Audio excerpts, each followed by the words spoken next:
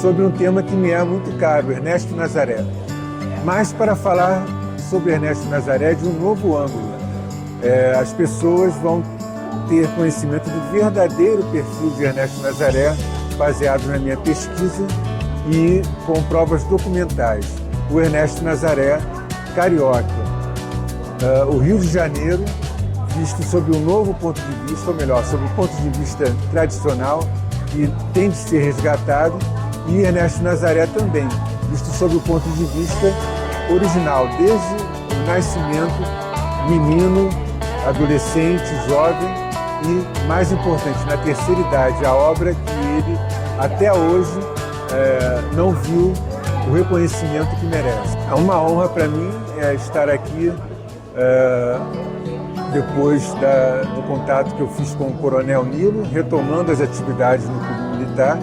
Devo dizer também que já me apresentei para esse mesmo grupo de estudos feminino, mas foi há 10 anos atrás, e apresentando um evento também sobre Ernesto Nazaré, mas com uma ótica mais tradicional. Hoje será uma ótica revolucionária. Senhoras e senhores, boa tarde. Temos a grata satisfação de dar início oficial ao curso de Extensão Cultural da Mulher 2025, Turma Jubileu de Ouro. Destacamos que o presidente do Clube Militar, general Sérgio Tavares Carneiro, impossibilidade de comparecer a essa solenidade, designou para representá-lo o primeiro vice-presidente, comandante Ulisses, Felipe Camardella, que se faz acompanhar as seguintes pessoas: Coronel Arnaldo, Ricardo Arnaldo Nembar, terceiro vice-presidente, General José de Oliveira Souza, diretor do Departamento Cultural, esse que vos fala, e o senhor Milton Nazaré, que está aqui, que é o nosso palestrante, que muitos das senhoras já conhecem, que proferiu uma palestra aqui em 2015, né? E por acaso, quem eu trouxe aqui foi a dona Edna. E com muita alegria nós recebemos hoje aqui de volta ao nosso curso. Em nome do general Sérgio, declaro aberto o curso da turma Jubileu de Ouro, curso de extensão cultural das mulheres. Muito peculiar, é o único curso que eu conheço, que os alunos, ao serem reprovados, ficam felizes, né, no ano seguinte. Ninguém chora, ninguém lamenta, pelo contrário, né? Se for aprovado, não vai gostar. E por ser muito peculiar, e esse ano ser o ano do Jubileu de Ouro, eu acho julgo importante, no general também, que a gente fizesse um retrospecto afetivo do que foi o curso, um breve retrospecto, retrospectivo, do que foi o curso durante esses 50 anos. Então eu chamei essa retrospectiva, dei o título, de Recordar é Viver. Quando em 1965 oficializou o primeiro ano internacional da mulher, e 8 de março como Dia das Mulheres, a Organização das Nações Unidas respaldava crescentes anseios femininos por igualdade de direitos, inclusão socioeconômica e dignidade humana, assuntos que de junho a julho daquele ano receberiam atenção prioritária de 113 delegações nacionais na primeira Conferência Internacional da Mulher, realizada na cidade do México, sob o título Igualdade, Desenvolvimento e Paz. Escorado numa longa tradição de pioneirismo e desafios, o Clube Militar, ainda em agosto do referido ano, inaugurava o curso de Extensão Cultural da Mulher, com a palestra A Mulher e a Cultura, proferida pelo futuro ministro da Educação e membro da Academia Brasileira de Letras, Eduardo Portela. Foi o primeiro diretor do curso o Coronel José Renato Albuquerque, chefe do Departamento Cultural, o Coronel José Merino Raposo Filho, e primeira coordenadora, a senhora Zélia Madruga, aluna da Escola Superior de Guerra, na turma de 1974. Ao rememorar acontecimentos e pessoas inesquecíveis, essa ligeira retrospectiva homenageia todas as integrantes do CSN nesse percurso cinquentenário, marcado por demonstrações de amizade, carinho e aferição de prestígio ao clube militar. Imagine que se existe um espírito a reger os destinos do curso de extensão cultural da mulher, em transe de alegria profunda, repetiria ternos poetas a dizer: acolho o futuro de braços abertos. Eu fiz o que pude. Aos 50 anos, insisto na juventude. Muito obrigado. Viva o Jubileu de Ouro do curso.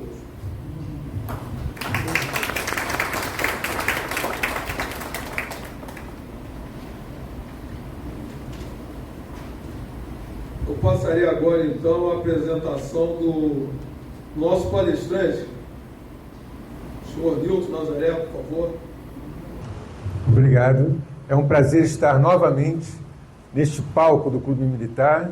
Agradeço a presença das autoridades, agradeço ao Coronel Nilo, agradeço a Edna Almeida, que há 10 anos me programou nesse curso de extensão cultural da mulher. E agora, com o Jubileu de Ouro, fica mais especial ainda. Sobretudo porque há 10 anos eu apresentei o Ernesto Nazaré, que todos conhecem ou já ouviram falar. Hoje eu apresentarei um outro Ernesto Nazaré, do qual poucos ouviram falar, mas a minha luta é divulgar este perfil mais verdadeiro, vamos dizer assim, do meu tio bisavô. Primeiro vou pedir a vocês atenção para o audiovisual, que eu vou me apresentar melhor com esse audiovisual. Em seguida continuamos. Obrigado.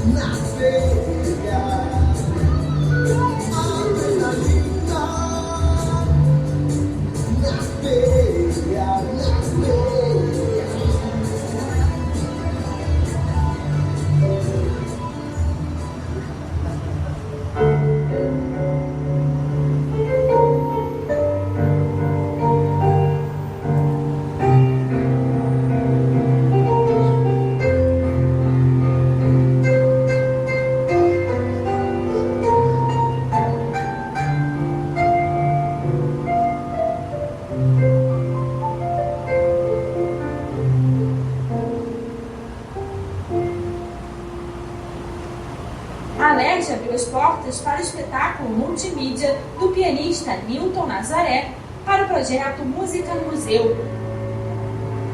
O projeto Música no Museu é já uma tradição cultural no Rio de Janeiro, no Brasil, e já se expande para o mundo inteiro. E não poderia deixar de ir aonde o povo está.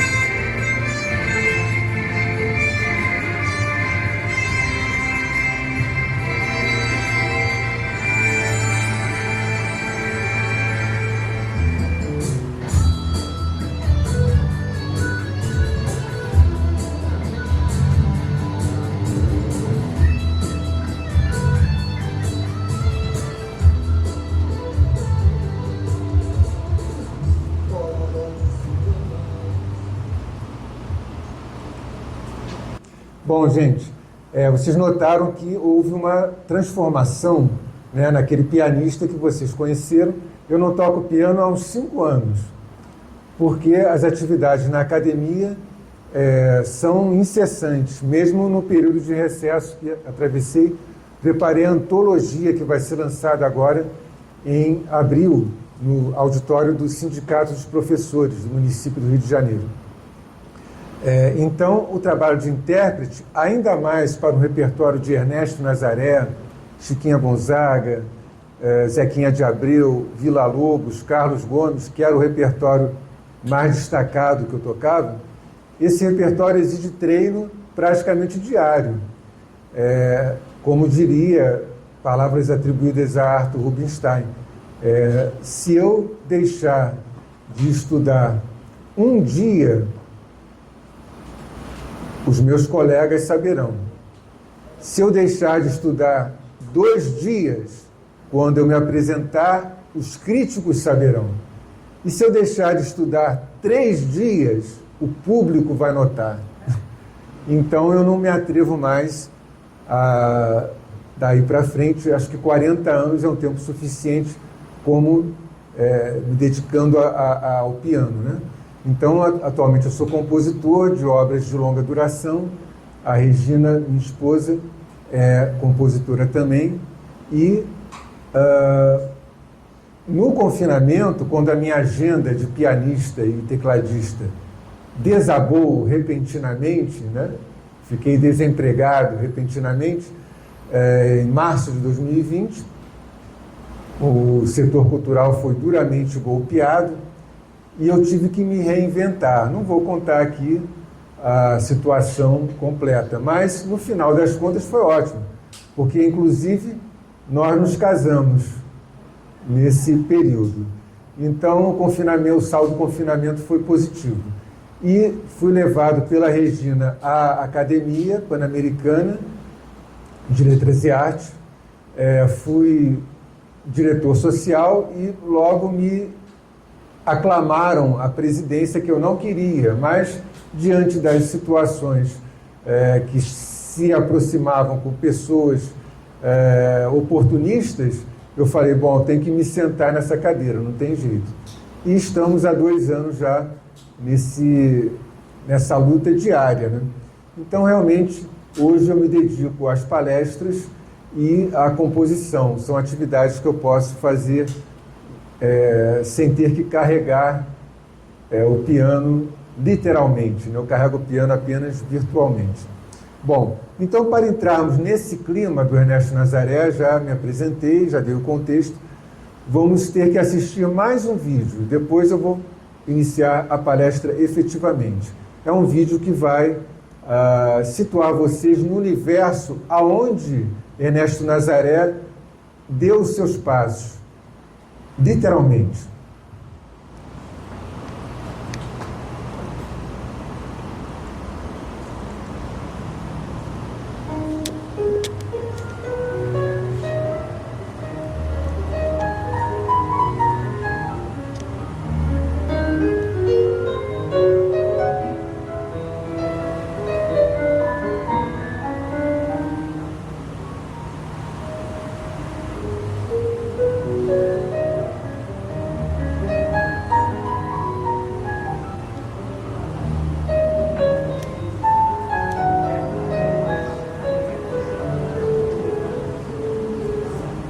Olha o clube militar.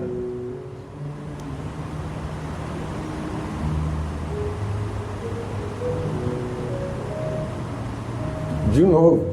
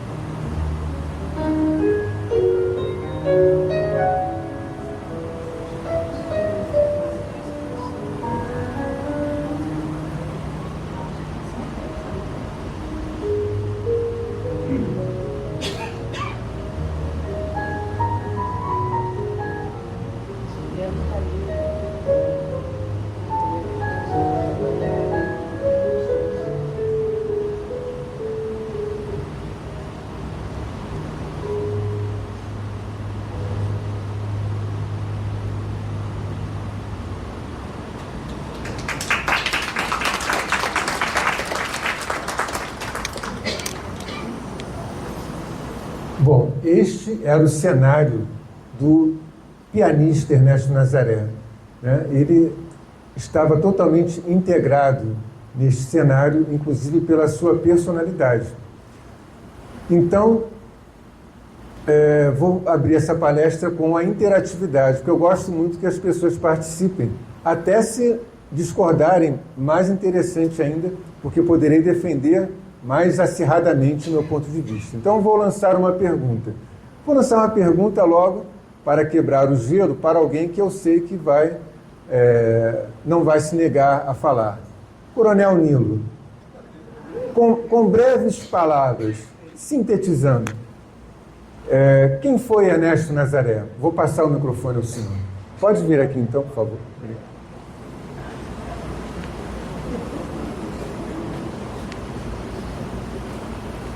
Na sua opinião.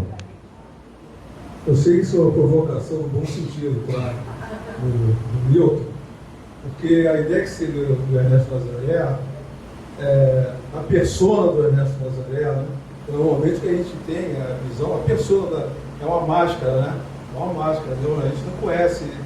E mais em termos históricos, pior ainda, né? Porque a história, ela reconta um fragmento, um recorte de um tempo, né? De um aspecto da pessoa. Dudareira hoje conta ele, né? A Dudareira, por exemplo, semana passada, eu disse: olha, já teve a palestra do Ernesto Nazaré, não sabia nem que tinha sido você. Eu falei: Dudareira, a gente pode contar uma história, falar de um personagem, de um tempo, de diversas maneiras, milhões de maneiras. Pode falar em 2 minutos, num compêndio, né? Num determinado aspecto, no outro, enfim. Ainda mais um personagem da riqueza do Ernesto Nazaré. Mas a ideia que eu tenho dele, um grande pianista, óbvio, um dos maiores da história da música brasileira, tem essa ideia de que ele foi um pianista popular, né? Mas ele dominava também a música clássica, morreu jovem, relativamente jovem, com 70 anos, né? E foi um grande nome da Belle Époque carioca, né? No início do século XX. Em linhas gerais, seria isso. Então, muito obrigado pela participação. Mais uma participação. Quem deseja dar sua opinião sobre Ernesto Nazaré? O microfone será levado. Por favor, gente, fale. A Edna Almeida. Muito obrigado. Eu sei que ele tocava no cinema Odeon, que era normal os pianistas apresentarem nesses cinemas antes de começar o filme. E para o Ernesto Nazaré, ele trazia uma população enorme e não ia assistir o filme, só ia no cinema para escutar o Ernesto Nazaré tocando. Era o cine Odeon, por isso que tem a música Odeon, ficou tão famosa, porque realmente é uma maravilha de valsa, é uma valsa linda, e além disso, ele tinha muita característica de Chopin. Ele era um pianista popular, né? Tido como popular, mas ele também tocava num estilo muito aproximado de Chopin. Era muito interessante. Muito bem.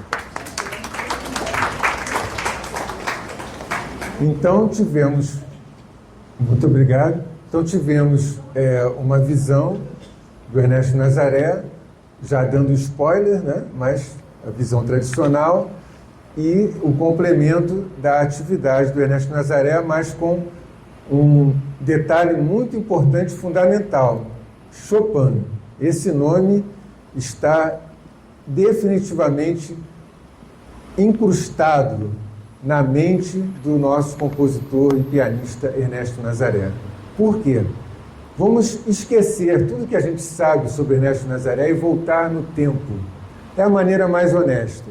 Embora os dados são escassos e raros e até esparsos, mas dá para construirmos uma cronologia muito interessante e que vai chegar ao verdadeiro perfil de Ernesto Nazaré, que é o meu objetivo com esse trabalho.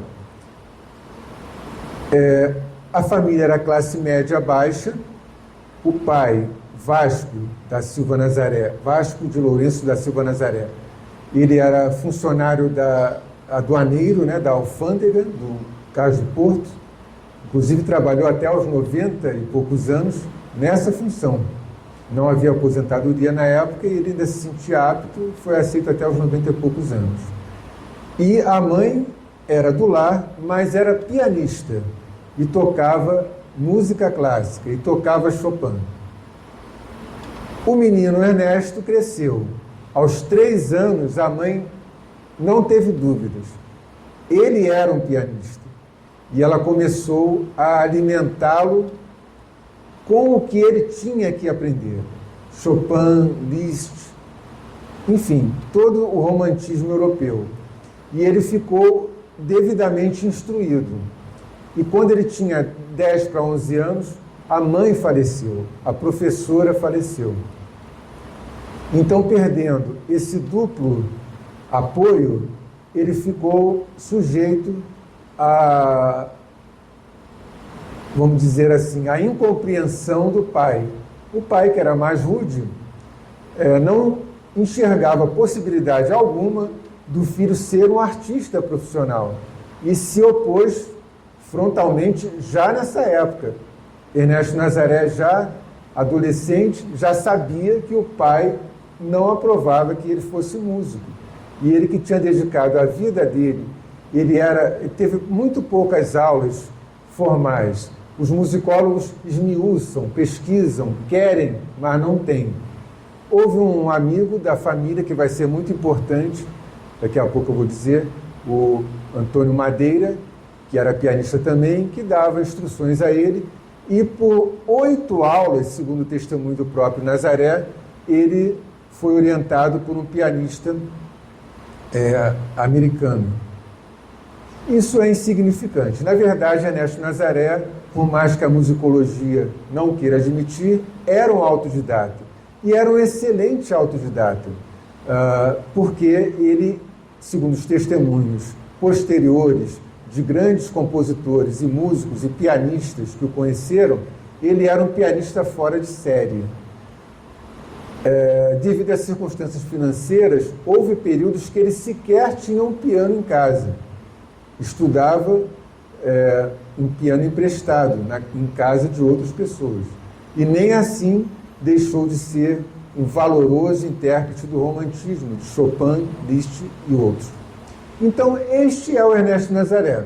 Ele cresce. Aos 14 anos, esse Madeira, esse professor, que deu uma orientação esparsa ao Ernesto Nazaré, ele apresenta o menino ao Arthur Napoleão. Arthur Napoleão era um pianista português que veio ao Rio de Janeiro e toma a decisão de se estabelecer como comerciante.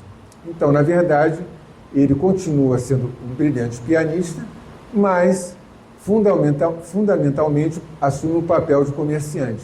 Ele foi o editor mais famoso de sua época. Foi apresentado ao Ernesto Nazaré com 14 anos. Ernesto Nazaré entregou a ele uma partitura, uma polca, o ritmo da moda, né? O ritmo popular dos salões da época. Você bem sabe, dedicado ao pai. Ernesto Nazaré botou, dedicado ao meu pai, Vasco Lourenço Nazaré. Por quê? O pai bem sabia que ele teria que ser músico. Bom, Arthur Napoleão adora a música. E aí vem uma contribuição importante, que por enquanto está apenas nessa obra. Eu já estou em entendimentos com a Biblioteca Nacional, mas houve várias atualizações que na minha pesquisa eu descobri. Inclusive que o lançamento dessa obra, você bem sabe, a primeira música editada de Ernesto Nazaré, por Arthur Napoleão inclusive, está com a data de lançamento errada. Desde que o pesquisador Luiz Antônio, abre aspas, quando descobri no anúncio do Jornal do Comércio, veio à luz a polca do jovem Ernesto de Júlio de Nazaré, você bem sabe, blá, blá, blá. Não tive dúvidas, foi no Natal de 1878 que ele lançou essa obra. Não foi, foi no dia 5 de janeiro, porque no Jornal do Comércio, está lá na Biblioteca Nacional para qualquer pesquisador, ou na hemeroteca digital, na casa de cada um. Ao pesquisar o Jornal do Comércio, inclusive tem poucas páginas, é muito fácil de pesquisar, menos páginas ainda tem para noticiários, anúncios comerciais e artísticos.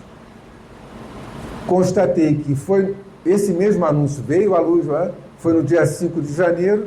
E por que não foi no Natal? Voltando em todos os dias, verifiquei que no Natal, Arthur Napoleão, o sócio dele, que era o ex-sócio, aliás, que era o principal concorrente dele, e toda a cidade estava voltada para uma estreia operística.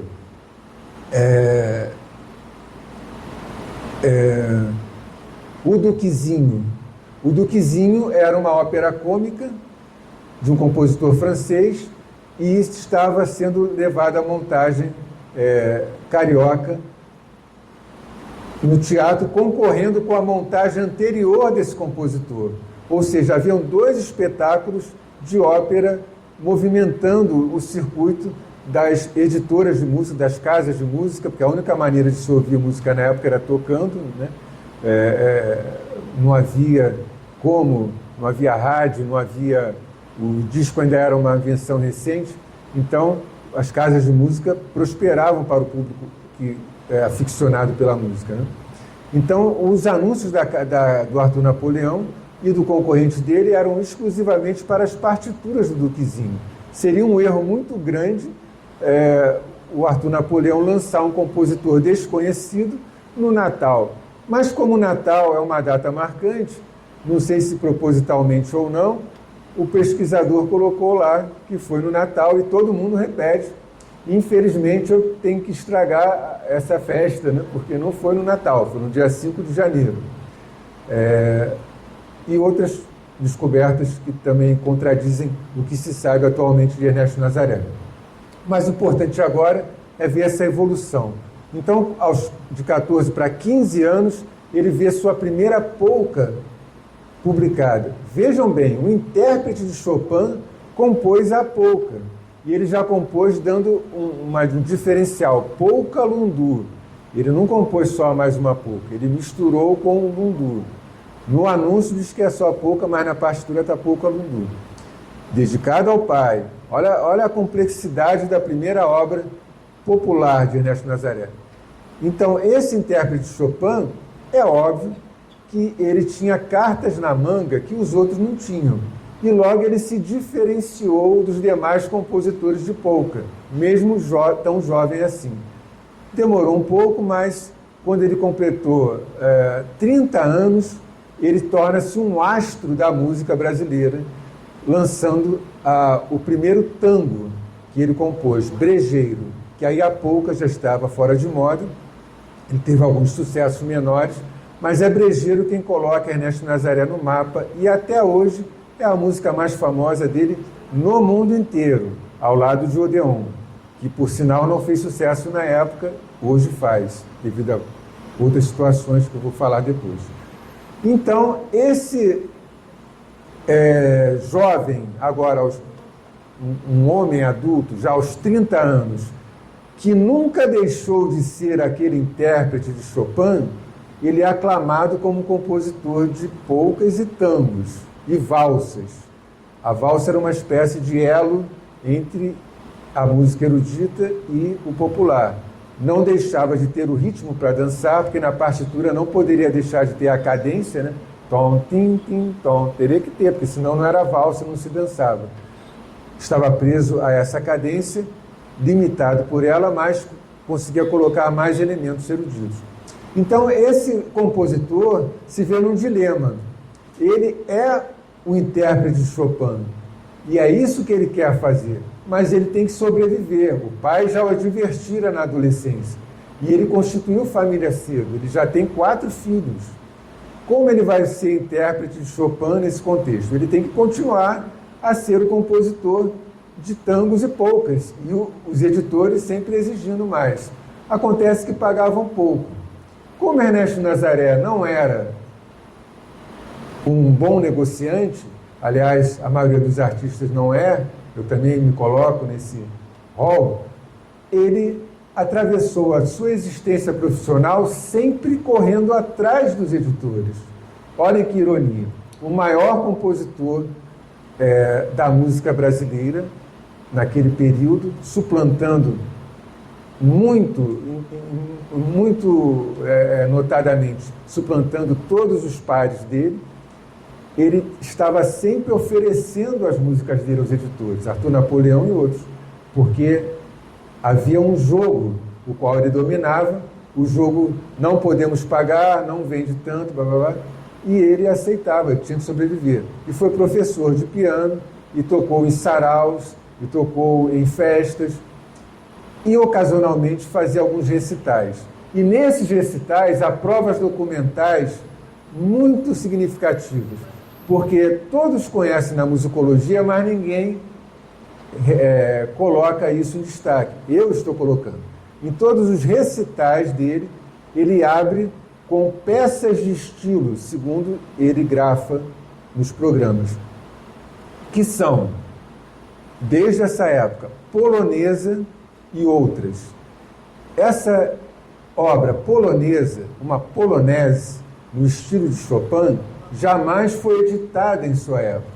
Os editores falavam, não, Ernesto Nazaré, queremos mais brejeiros, mais tangos, mais polcas. Deixa o Villa-Lobos com essa parte. Tanto é que o próprio Villa-Lobos pagou a edição da música Improviso, e o Ernesto Nazaré dedicou a ele. A dedicatória não era prévia.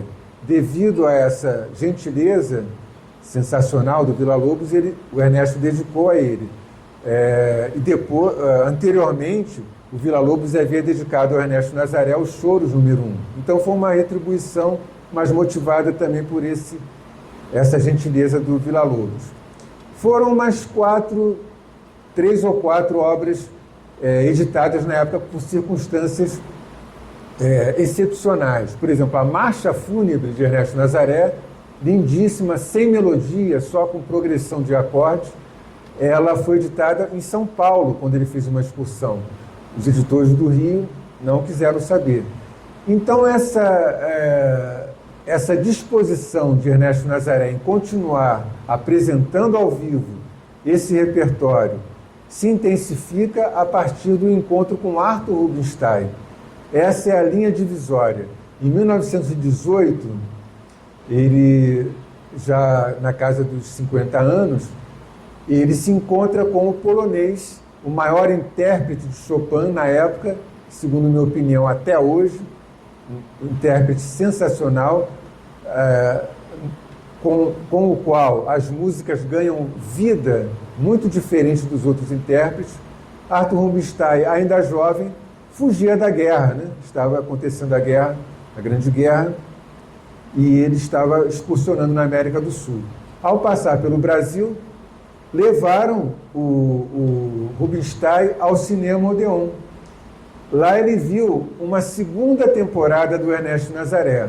A primeira, em 1909, quando ele compôs o tango Odeon, e ele era o editor dessa obra, depois ele vendeu os direitos. Ele era um astro nessa situação de tocar solo no piano. Mas na segunda temporada, quando o Rubinstein vê o Nazaré, ele é um coadjuvante. Ele está tocando como pianista numa pequena orquestra, do qual Villa-Lobos participava como violoncelista. E todos sabem que na função de uma pequena orquestra, o pianista faz o que se chama a cama, ou o acompanhamento, inclusive para substituir, porque não é uma orquestra grande, então ele faz o contínuo, como se chamava, o piano faz isso. E ele ocasionalmente se apresentava também solo, como na primeira temporada, mas ele mais fazia esse papel na orquestra. Mas o Rubinstein vai lá, incógnito, assiste e nota que mesmo naquele papel há um grande valor. Ele é recomendado pelo Henrique Oswald, e ele marca com o Henrique Oswald. O Henrique Oswald recebe o Rubinstein num jantar com vários compositores, inclusive Villa-Lobos, e vários expoentes do setor cultural, e convidam especialmente Ernesto Nazaré para se apresentar perante o Arthur Rubinstein. Vocês podem imaginar o que ele sentiu? Alguém pode traduzir em palavras o que ele sentiu? Você está vibrando aí com a palestra. O que ele sentiu? O que você imagina que Ernesto Nazaré sentiu com essa grande chance? Ele nunca deixou de ser o intérprete de Chopin. E agora ele iria se apresentar para o maior intérprete de Chopin. O que você acha que ele sentiu? Expectativa, será que vou agradar? Essa dúvida ele não tinha. Porque, veja bem, para cumprir esse papel de se apresentar como pianista, por exemplo, quando eu conheci grandes pianistas, eu falei, não vou tocar para você, pelo amor de Deus. Deixa você imaginar. Para ele assumir esse papel de tocar especialmente para o Arthur Rubinstein, ele era muito bom, gente. Não ia colocar os pares dele, o Henrique Oswald. Então, ele sabia do valor dele, então ele foi convicto. E ele preparou um programa, escreveu esse programa. A musicologia conta tudo isso, mas conta como um anedotário. Por quê? Porque no momento da apresentação, ele sentou-se ao piano, entregou a lista ao Rubinstein, achando que ele iria escolher uma delas. Ele estava pronto para tocar o que o Rubinstein quisesse, o intérprete Ernesto Nazaré. Qual não foi a surpresa que ele falou? Monsieur, o Ernesto Nazaré não sabia francês, foi o intérprete, falou para ele, estas eu já conheço e toco de cor e salteado, quero ouvir os seus tangos. Gente, ele desabou, ele quase desmaiou, ele não sabia o que fazer. Como a pessoa queria levá-lo para o mundo de destaque da música erudita, ao qual ele nunca teve acesso, como é que essa pessoa queria ouvir os tangos dele? Aquilo, não sei, acho que ele foi uma bomba. A musicologia toma como um anedotário. Olhem só, Nazaré não quis tocar os tangos para o Chopin, para o Rubinstein, queria tocar Chopin para o Rubinstein. Levam na flauta, levam na brincadeira. Gente, isso foi um baque para ele. Óbvio, não precisa estar lá para saber. Ele não toca os tangos. Aí, segundo os testemunhos da época, ele ainda toca alguma coisa contrariado. E não adiantou nada, porque o Rubinstein sequer convidou o Nazaré para assistir no Teatro Municipal, naquela mini temporada que ele fez. Então não rendeu nada para o Nazaré tocar os tangos para o Chopin e o Rubinstein, e mais valeria se ele tocasse Chopin como ele queria. E não há uma coincidência, foi realmente uma resolução. A partir de 1918, ele inicia uma frenética produção desse estilo de peças de estilo, como ele chamava. Eu chamo de excertos preciosos de Nazaré. São músicas fenomenais e ele faz sistematicamente. Ele compôs, os títulos que ele dá são títulos usados pelos românticos e ele dá títulos de cada estilo. Noturno, ele chama de opus primeiro, está escrito no manuscrito, que está no livro também. Como que ele pôde chamar o seu noturno de opus primeiro se ele já tinha 162 sucessos? Alguns sucessos e outras músicas notáveis. É porque ele acreditava realmente nesse repertório. Outra prova documental. Então ele compôs elegia para a mão esquerda, somente para a mão esquerda. Ele compôs a marcha fúnebre, já falei, improviso, que o Villa-Lobos pagou edição, andante expressivo, enfim, ele tem um rol de 13 músicas. Aí você fala, mas só 13, ele compôs 200 e pouco. Mas, primeiro, são peças extremamente apuradas, difíceis, ainda que não exatamente virtuosísticas algumas, mas a combinação harmônica é difícil, quem toca piano sabe, até Tom Jobim é mestre nisso. Tom Jobim, você olhando ele tocar, ele não está nem mexendo a mão. Mas o que ele faz, eu digo que precisa de dois cérebros para tocar, porque as combinações harmônicas que ele faz, no arranjo original dele, são muito surpreendentes, são fora do comum. Então, Nazaré compôs, cada uma com sua especialidade, eu não vou entrar aqui na parte técnica, ele compôs uma obra significativa, apesar de pequena, e tinha que continuar a atender as encomendas dos editores, que já rareavam na época. Mesmo essa fonte de renda pequena, mais segura, já estava se tornando esparsa. O rádio, o disco, já tomavam lugar das partituras. Ah, esqueci de falar. Ernesto Nazaré tinha um emprego lá no início, quando ele começou a compor, excepcional, que eu já vi uma colega falar mal desse emprego, mas era um emprego excepcional. Ele era demonstrador de partituras em casas de música, inclusive do Arthur Napoleão. Chegava lá o Nilo e dizia, olha, minha esposa é pianista, ela quer tocar uma música, mas não tem muita certeza se é essa aqui, parece que o título é esse. Podia tocar para mim? Se o Ernesto Nazaré conhecesse, ótimo, se não, ele tinha que tocar de qualquer maneira. Ele abria a partitura e com a leitura à primeira vista ele tocava satisfatoriamente para o cliente reconhecer a música. Olha a capacidade que ele tinha como intérprete e autodidata. Esse emprego não era para qualquer um. E foi esse emprego que manteve ele ligado aos editores. E como compositor era tudo que eles queriam, por um preço baixo, melhor ainda. Então, voltando, né? Então, na terceira idade, Ernesto Nazaré intensifica essa produção. Aí vem os que pegam o bonde andando e dizem, poxa, Ernesto Nazaré, realmente, podem avaliar, perdeu a esposa, perdeu a filha mais jovem, perdeu um sobrinho querido que morava com ele, está entristecido e agora só compõe obras como Lamentos, Marcha Fúnebre. Gente, ele até aproveitou para extravasar, mas não era porque ele estava triste que ele compôs uma marcha fúnebre. Ele compôs uma marcha fúnebre porque ele queria mostrar a capacidade inventiva e criativa dele. Ele queria se igualar a Mozart, ele queria se igualar a Brahms, ele queria dizer, olha, eu estou aqui. Né? Então, vou passar o audiovisual de uma dessas músicas, brilhantemente interpretadas por um jovem pianista de Brasília, que é pesquisador também, e que foi o diretor musical do site Ernesto Nazaré 150 anos, que está na internet, publicado no site do Instituto Moreira Salles, IMS. Esse site eu pretendo atualizar com essas descobertas musicológicas, essa e muitas outras, mas ainda não é o momento. Do primeiro, entrando pela Biblioteca Nacional para ter um aval, né? Melhor do que bater na porta lá do IMS, olha, tem um livro aqui. Então eu quero que a Biblioteca Nacional dê algum tipo de aval, já está com eles o material.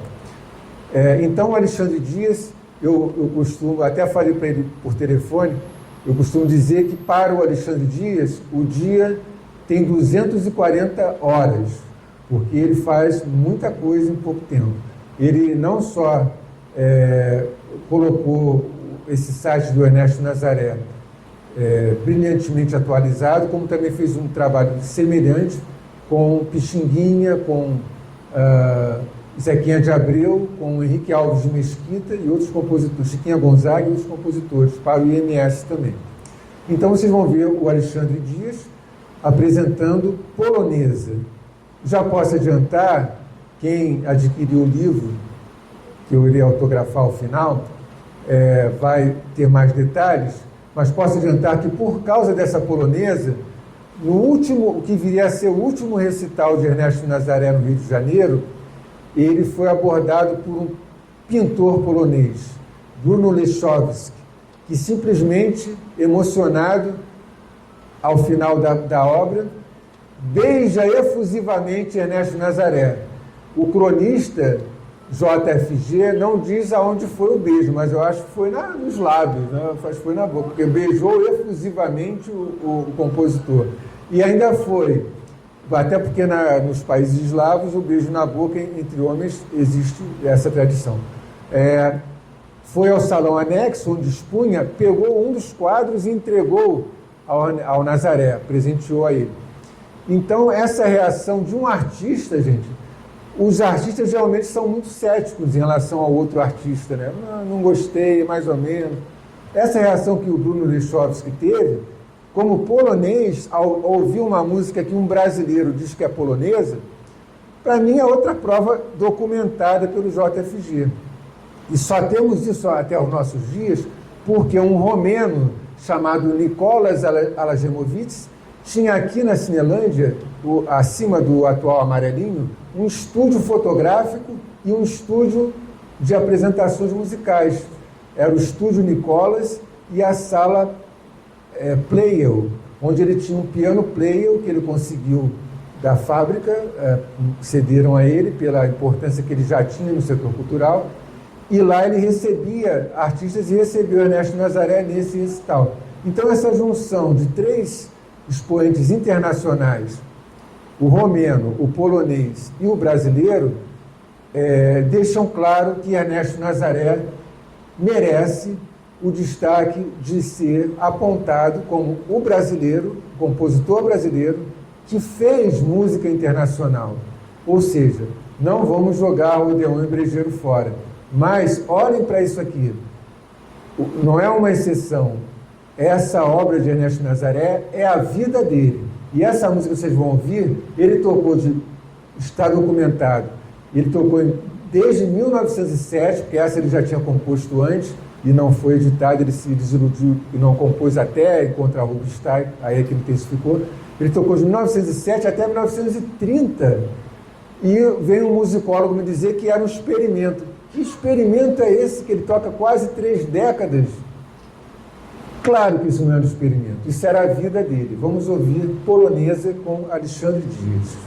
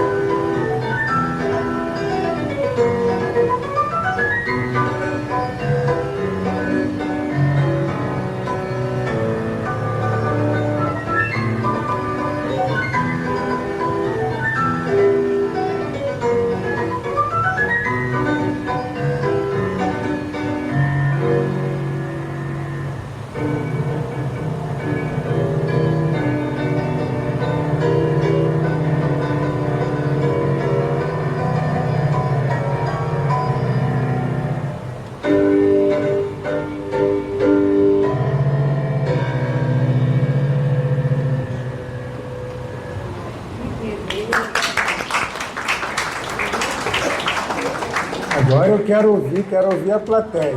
Edna, o que você sentiu com essa música? Eu já conheci, a música tocava muito bem.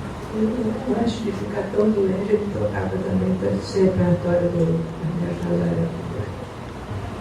Que bom, para a Edna não é novidade, ela já conhecia a polonesa. Mas o que você sente com essa música? Quem mais quer falar? O que sentiram com essa música? Quem mais quer falar? Ninguém? De novo, Coronel Nilo, você é o meu... Sua impressão. Foi muito longa a música? O Nelson aparecia de estrutura das coisas como ele está no maior. Ele botou na prancheta aqui. Né? Aí quando ele coloca na prancheta o aluno, só direcionando fogos para ele. Então o cara fica ali escondido para não se chamar. Porque ele está sofrendo avaliação. Sofrendo, já é o caso aqui, claro, né? Mas o Nelson, o Nilton, não sabe que eu sou de cavalaria. Eu sou uma pessoa assim, com... Não, escassas, o que você sentiu? Letras escassas. Sentimento. Eu não entendo nada de pintura. Eu olho para um quadro, gostei ou não gostei. Sim.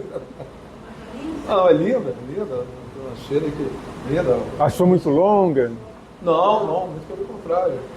As coisas que não são bonitas, agradáveis, né? O tempo, a percepção do tempo é diferente, né? Parece que passa rápido, né? Muito bom. Sofrimento, com pouco tempo a gente é desesperado, que acaba. Parece que levou a eternidade, né? É a diferença, sabe? Quando é agradável, pode ficar bastante tempo. Obrigado. Mais uma vez agradeço. Então é isso. Agora, veja bem o dilema dos musicólogos. Como é que vai dizer que Ernesto Nazaré, o compositor que lançou a pedra fundamental da música urbana brasileira, tem uma música polonesa que é excepcional e ainda tem uma qualidade nazaretiana que é o cantabile. O Ernesto Nazaré, você ouve e você repete. É cantabile, você identifica a melodia, identifica a combinação harmônica, gosta e reproduz. Você sai cantarolando. Qualidade que nem sempre a gente observa nos compositores de música erudita. Às vezes até por uma certa pretensão. Mas Nazaré também não era só melodista, porque a marcha fúnebre, a elegia para a mão esquerda, tem essa característica de, com a harmonia, suprimir a melodia praticamente. A harmonia se projeta eliminando a necessidade de melodia. Né? Não é que ele não soubesse, é que ele tinha o dom inato próprio do gênio de transmitir o pensamento musical, intelectual dele através de algo agradável, como Beethoven, como Chopin. Você ouve e gosta, não precisa entender de música, você gosta. Então, Ernesto Nazaré também tinha esse diferencial. Né? Então, como é que os musicólogos vão dizer? Eles falam assim, olha, tem umas obras aí que o Nazaré compôs, ele estava experimentando, ele estava estudando, e não é. Isso realmente, o menino intérprete de Chopin se realizava tocando essa música. Né? Então, para mim é inconcebível que na posteridade, nesse aniversário, amanhã de 162 anos de Ernesto Nazaré, a gente não possa falar livremente que Ernesto Nazaré era francês da cabeça aos pés, basta olhar os retratos dele, o livro tem 50 e poucas ilustrações por causa disso, até vou mostrar uma aqui.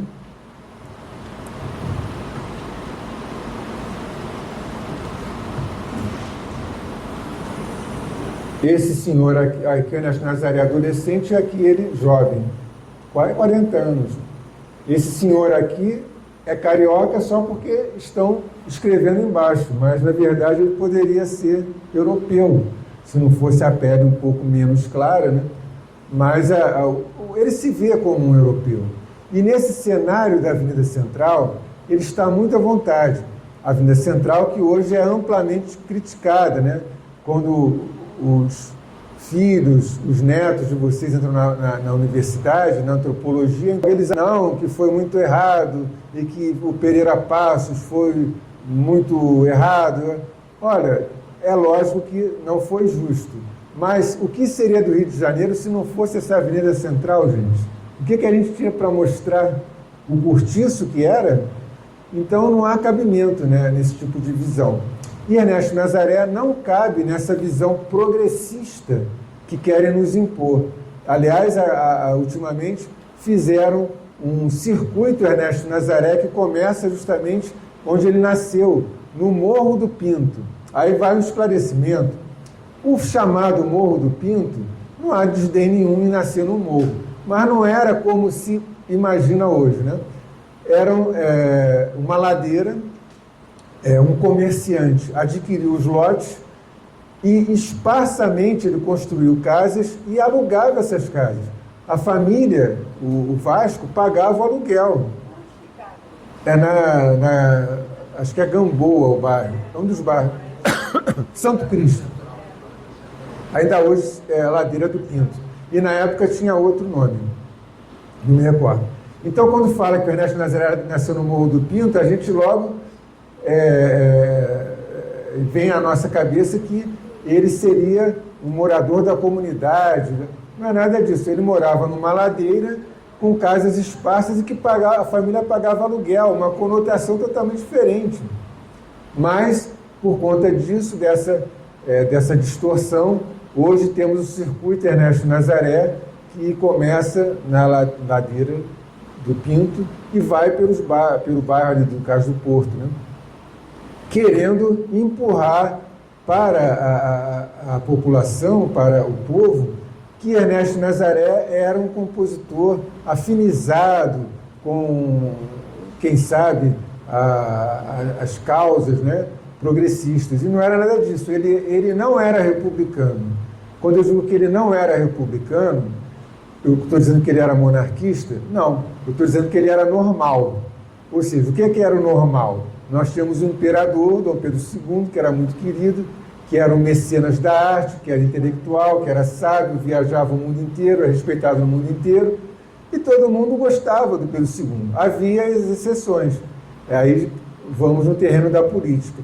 Como a República estava na moda, houve uma onda republicana que também atravessou a Europa e chegou no Brasil, vamos proclamar a República. E aí sabem muito melhor do que eu como foi os trâmites, e no final se chegou à conclusão que aquele movimento devia ser a proclamação da República, como foi. E Ernesto Nazaré, obviamente, soube depor, né? Todo mundo soube depor, ninguém participou de nada, e deve ter ficado entristecido, mas não podia fazer nada.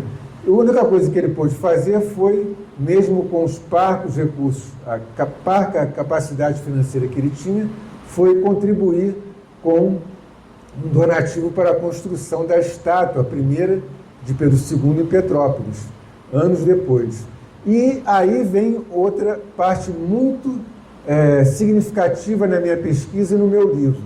Nesse livro está documentado os 2 manuscritos de uma obra de Ernesto Nazaré chamada Pedro II, dedicada ao venerando monarca ex-imperador do Brasil. Ninguém tem dúvida que com esse frontispício ele compôs um hino em homenagem a Pedro II. Mas o que aconteceu? Bom, a história é longa, quem adquiriu o livro vai saber completa. No final, a música virou o hino para a escola Pedro II. Não é o colégio, a escola onde a filha dele lecionava. E foi sepultada essa música muito boa, muito emocionante, que ele compôs para Pedro II, foi sepultada com o final da escola. E hoje ninguém nem quer saber como era o hino da escola. Ninguém nem gravou essa música. A Maria Teresa Madeira, nas obras completas para Ernesto Nazaré, tocou no piano e pronto. Entretanto, para o meu ponto de vista, essa música é fundamental. Ela mostra a orientação do Ernesto Nazaré, que não era uma orientação republicana. Então, Ernesto Nazaré era monarquista, isso hoje é o ponto de vista que ser monarquista virou uma exceção. Eu julgo não, Ernesto Nazaré ele era normal, ou seja, ele venerava o imperador. Chiquinha Gonzaga que não era normal, ela era republicana e talvez tenha se arrependido depois. Mas Ernesto Nazaré, se encontrasse Chiquinha, não tinham nada para conversar. Teve até um espetáculo recente na Sala Cecília Meirelles, e o Rui de Castro foi incumbido de fazer um texto de um encontro fictício entre Nazaré e Gonzaga.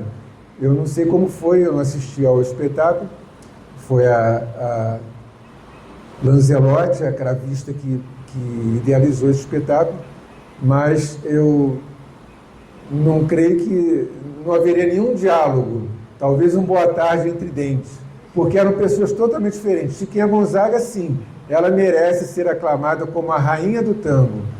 Esse epíteto de rei do tango, que Ernesto Nazaré ganhou, limita a compreensão sobre a sua obra.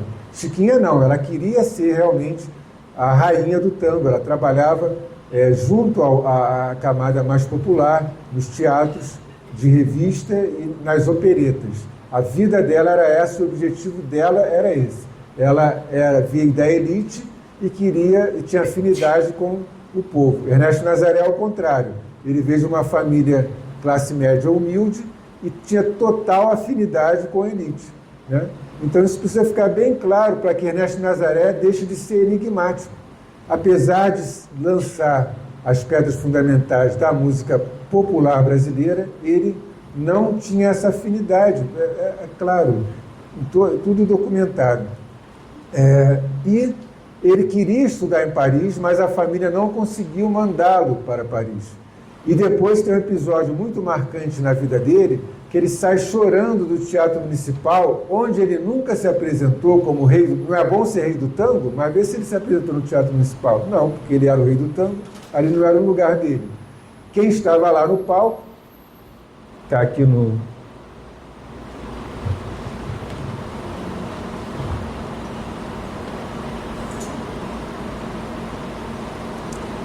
Deixa eu mostrar aqui que é melhor.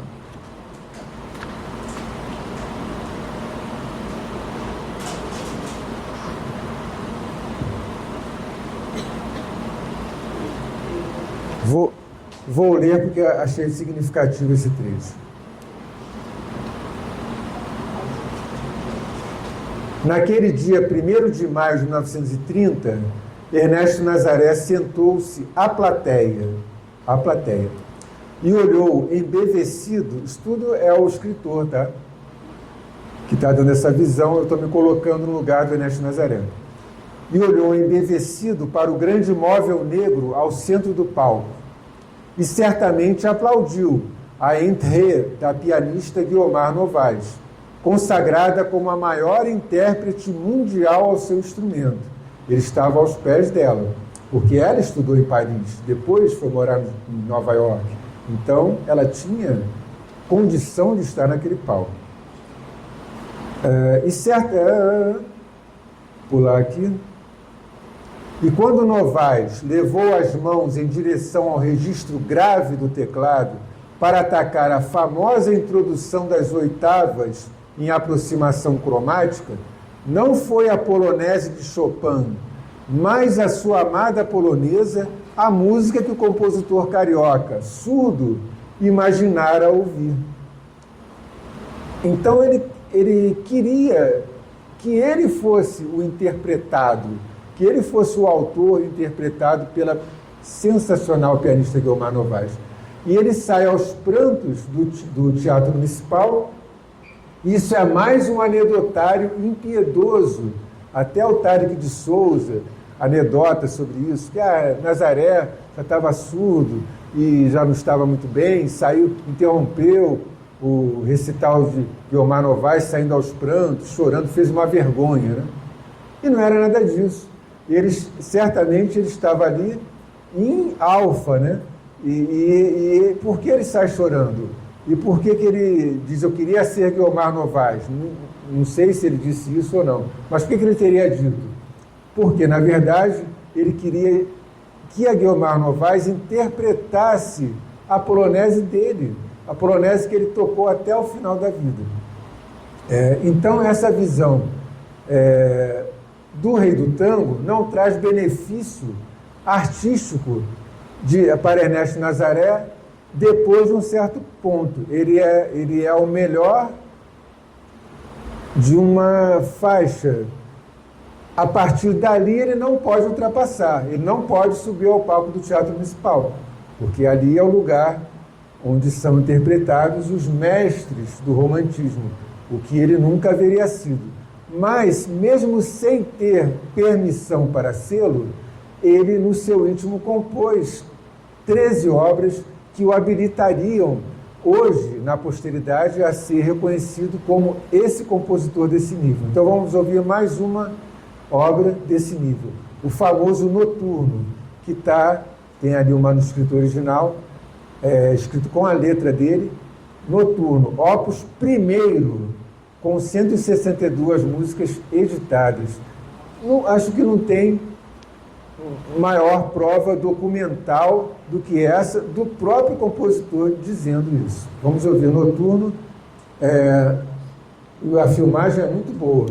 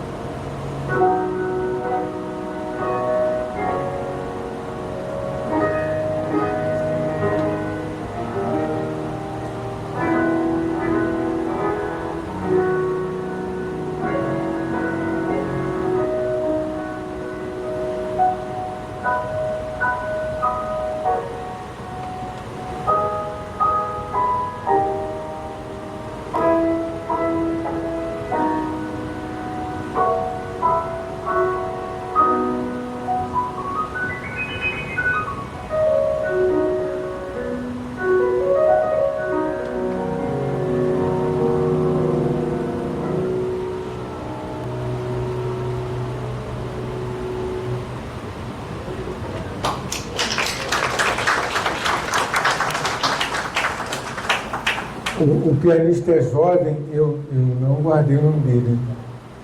Ele é paulista, desculpem. Fiquei devendo.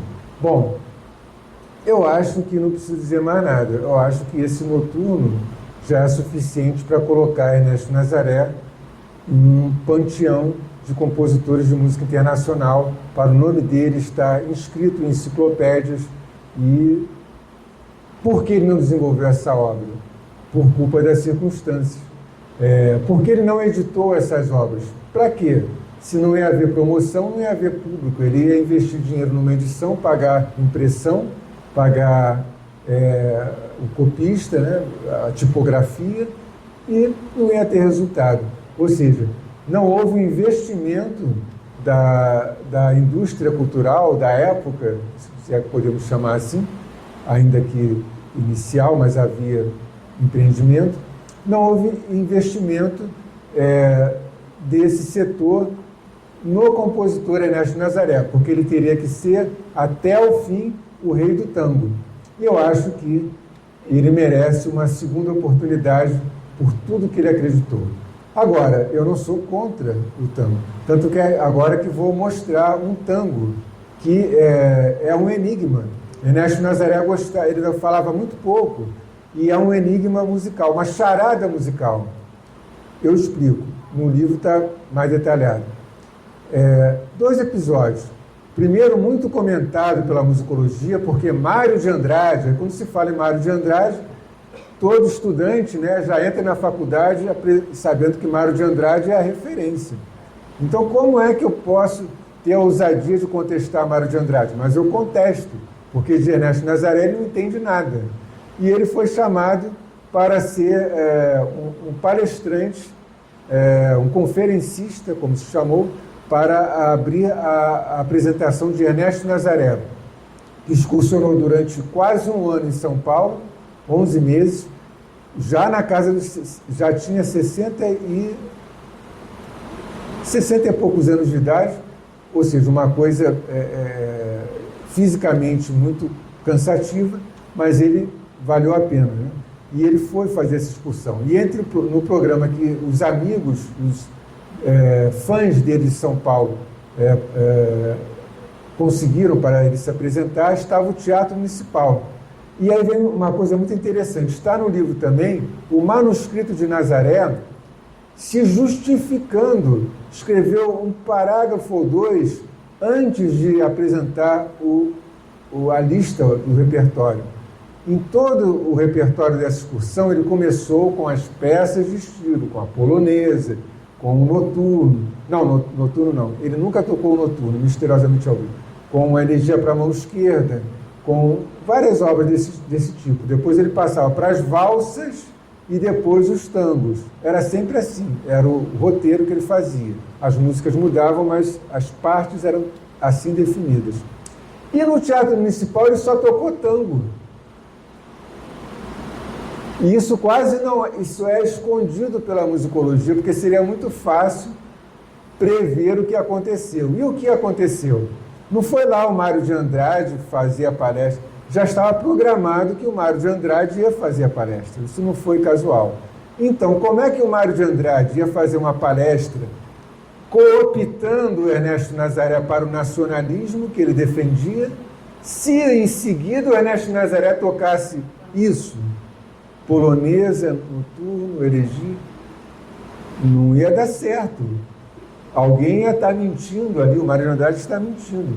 Então, para se adequar à palestra do Mário de Andrade, Ernesto Nazaré só tocou tangos e botou uma valsa como bis, nem sei se tocou. Então, a musicologia esconde esse programa, mas está lá no manuscrito, claro. E ele justifica, não lembro as palavras exatas, estão escritas ali, mas ele bota, para agradar, não sei o verbo que ele usou, mas para agradar aos amigos da sociedade, que financiou esse espetáculo. Ou seja, e ele não se defende, ele só se defende na música. Anos depois ele compôs O Futurista, não dedicou, mas na época Mário de Andrade e seu grupo eram também chamados de futuristas, porque havia esse movimento na Itália e em outros países, e ainda não se conhecia bem o que poderia se denominar modernismo. Então, futuristas também eles entravam nesses codinomes que vinham importados. E por que Mário de Andrade não haveria de chamar Ernesto Nazaré para a Semana de Arte Moderna? Não chamou. Chamou Villa-Lobos, que foi lá por cachê. Villa-Lobos também não estava afinado com aqueles ideais. E tocou música no estilo de Debussy. O repertório de Villa-Lobos na época era muito influenciado por Claude Debussy. Não estava ali nenhuma baquiana, nem nada disso. Baquiana brasileira, não. E, quer dizer, essas distorções históricas, musicais históricas, para mim são muito fáceis de ser desvendadas, mas para o grande público isso passa batido, né? Então, Mário de Andrade, até hoje, na musicologia sobre Ernesto Nazaré, é a grande referência. Ele botou Ernesto Nazaré no mapa, falando que ele, então, era o precursor da música brasileira.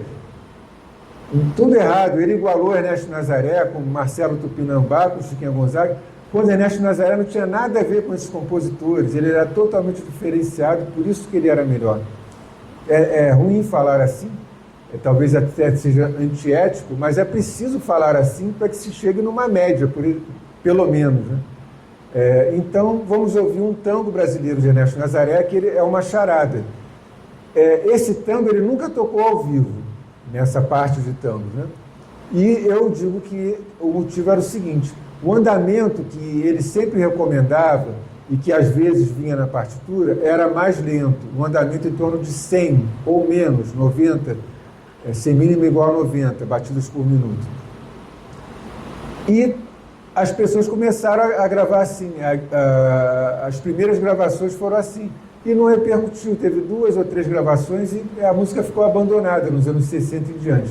Nos anos 70, Arthur Moreira Lima, um gênio, não por acaso intérprete de Chopin, descobre a charada. Essa música era a exceção. Essa música tinha que ser tocada no andamento mais rápido para que ela surtisse o efeito desejado, porque ela não era para dançar. Os outros tangos também nunca foram, mas dava para se dançar. Essa, Fonfon, nunca deu para dançar, não fez sucesso como música de dança. Mas tocada no andamento mais rápido, com a Maria Teresa Madeira, vocês vão ouvir aqui, ela surte um efeito concertístico. E mesmo submetida ao ritmo, das células rítmicas constantes do tango, ela tem um efeito de recital de piano, especialmente na parte B. Fonfon com Maria Teresa Madeira, no mesmo Palácio Itamaraty do Alexandre Dias.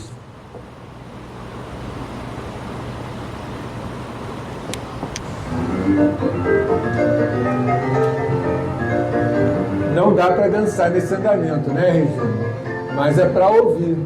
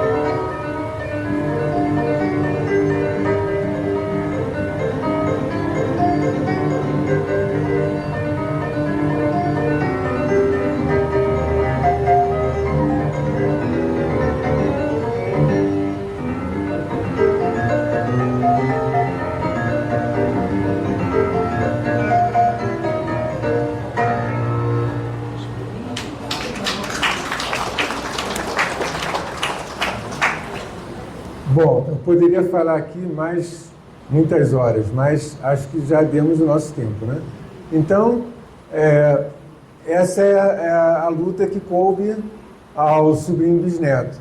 Tentar colocar Ernesto Nazaré como compositor de música internacional, sem que o mérito dele como precursor de música brasileira seja perdido, mas fazer com que ele ultrapasse essa fronteira. Não é difícil imaginar por que os musicólogos não querem perder Ernesto Nazaré, né? Porque se ele ultrapassar essa fronteira, já fica meio fora de controle. Então eles querem mantê-lo nessa fronteira. Ele é o nosso rei do tango. E isso é injusto com o Ernesto Nazaré. Muito obrigado.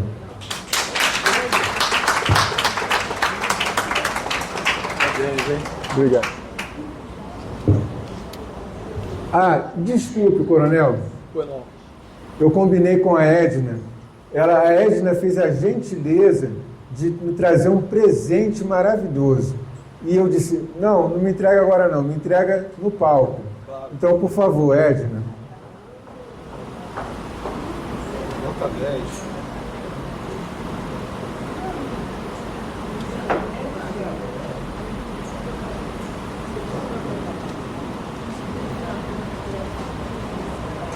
Salva de palmas para a Edna. Quer falar? Ela mesma vai apresentar. Minha Maria faleceu recentemente, vocês sabem, aos 90 anos, faleceu com 91, aos 89, 90, ele sempre foi um expert em música clássica erudita. Qualquer música que a gente colocasse em qualquer situação, qualquer movimento, ele sabia de se tratar. Ele conhecia profundamente a música erudita.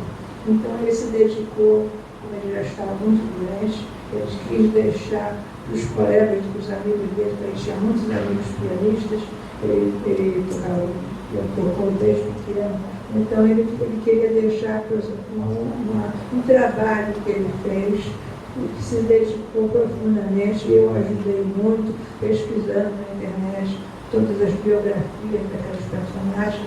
Ele tem, eu guardei alguns sobraram, editamos, na gráfica editamos, e sobraram uns 3 ou 4. Eu me lembrei de trazer para o Newton esse trabalho que ele fez, porque interessa muito a pessoa que é dedicada. Aqui tem história, todos os compositores, desde Bach, acho que antes de Bach. É uma cronologia ilustrada de compositores da música erudita. Até eu queria passar uma mensagem adicional, que esses dias a internet aí foi sacudida por cantoras que dão broncas em músicos. Olha só, gente, o único capacitado, o único personagem supremo na música é o compositor. Os outros, cada um tem sua função. Então, só o compositor é supremo, porque ele gera os estilos, ele gera a história da música. E aqui uma listagem dos compositores. Muito obrigado. Antônio Carlos de Almeida esteve aqui falando do compositor moderno. Ele fala de um autor especial. Mas eu entreguei um desse trabalho para ele levar para o museu de imagem do som. Quando eu entreguei, ele simplesmente chorava, né? Tinha lágrimas nos olhos.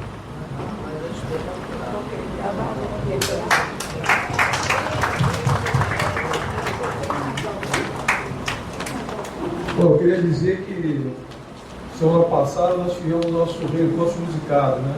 Hoje nós temos um reencontro muito feliz. Dona Edna, do curso, com o Nilton Nazaré. E também queria acrescentar que eu conheci o Nilton Nazaré lá no clube. Eu estava fazendo aquela pesquisa, quem vai ser o primeiro nome lá, inaugurar o ano do Jubileu de Ouro? Disse, o nome é assim, tem que ser um bom, ótimo palestrante, né? Eu não conhecia o Nilton. Ele me procurou lá, né? A gente começou a conversar.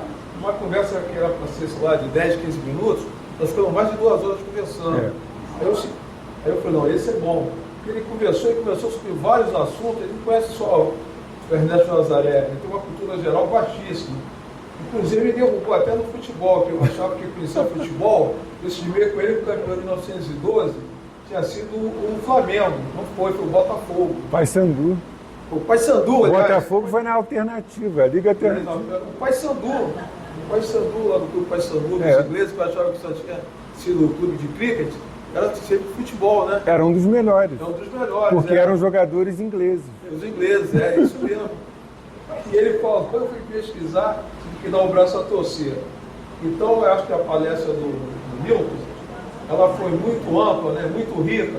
Ela não falou só do Ernesto Nazaré, que por si só é um grande personagem. Ele falou do Rio, na bela época, né, começou com o ambiente, que o Ernesto Nazaré era o personagem certo para aquele ambiente, né, as origens, a personalidade dele, além dessas interpretações belíssimas que ele mostrou. Então, eu acho que a gente realmente começou com o pé direito no ano do jubileu, né? E mais os agradecimentos, eu vou pedir que o comandante Ulisses e dona Márcia, esposa do comandante, façam entrega do certificado, e eles, como eu só fiz questão de falar isso para saber como eu conheci o Nilton, né? E isso como o general Oliveira Souza, o começo é sempre difícil, qualquer coisa, né? Apesar do terceiro ano, eu estou aqui com o quarto, né? Mas dando início ao ano de palestra, já é o terceiro. Eu comparei esse primeiro evento, me lembrar sempre bem o que é isso. Quando a gente vai para uma prova aí, qualquer coisa difícil, por mais experiente que seja, né? O próximo, interior, né? Ou uma carreira, a gente fica preocupado. Como é que o cavalo vai reagir? Eu não sei como é que ele vai soltar na hora, não sabe o que vai acontecer. Mas eu tinha certeza que o Nilton ia ser um grande palestrante como foi. Posso fazer um convite? Queria convidar ao palco a vice-presidente da academia, Regina Brito, minha esposa. Obrigado.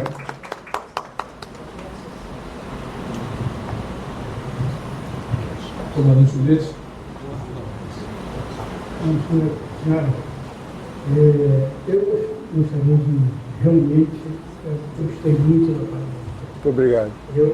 Eu não sou músico, eu sou tocador, eu sopro uma flauta. Ah, então é música. De maneira, vamos dizer assim, eu toco uma flauta e eu gostaria, e gostei muito, aliás, de ouvir esse lado do Ernesto Nazaré. Para mim, era o Odeon, brejeiro, o amigo, e a gente toca nas rodas de choro, né? Inclusive o brejeiro tem uma modulação. Na primeira parte, faz a primeira, segunda, volta para a primeira, modulando. E não tem 3 partes, só tem 2. E a gente chamava de choro. E é tango, É tango. Também as mulheres a fazerem parte do curso. Tu me apresenta? Acesso como apresentar? Não precisa apresentar não, porque a gente vai colocar o nome e tudo direitinho intelectualizado. no nosso vídeo. Tá bom. Já, claro. Sim, a gente só Mas vai... querem fechar, eu que estou atrapalhando o lance dela. Podemos? Aí o senhor pode olhar para a câmera também, pode dar uma olhada aqui para mim? Tá. Muito obrigado. Mas o nome do presidente, o general Sérgio, que teve também um nome por mim, e em nome das nossas meninas, né? Das meninas do curso, gostaria de agradecer a excelente palestra. Para materializar, né? Minha esposa, Márcia, vai me ajudar a entregar o diploma, para materializar o nosso agradecimento.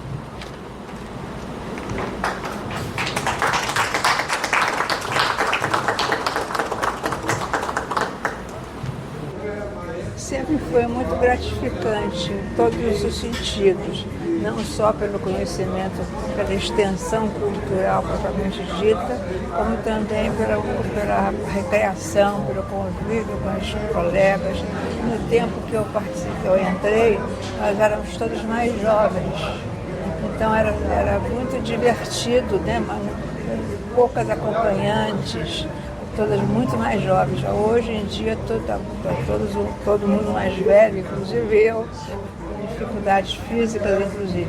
Mas era um curso sempre muito interessante em todos os sentidos, muito prestigiado pelo clube. Dizia que o nosso curso era o cartão de visita do clube militar, porque a gente vem sempre arrumadas, assuntos interessantíssimos. Eu me lembro de alguns deles. Nós trouxemos a Leda Lúcia, que era uma cega, que fez experiência, fechamos aqui todas as luzes possíveis e ela fez deu uma aula super interessante, com experiência para a gente de segurar em coisas diferentes, texturas diferentes. Tivemos também um almirante Adrião, que foi o primeiro oficial que instalou a Antártica.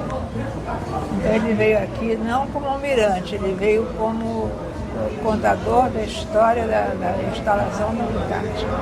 E tivemos também um outro colega do meu marido, da Marinha, mas que já falecido, eu também lembro o nome.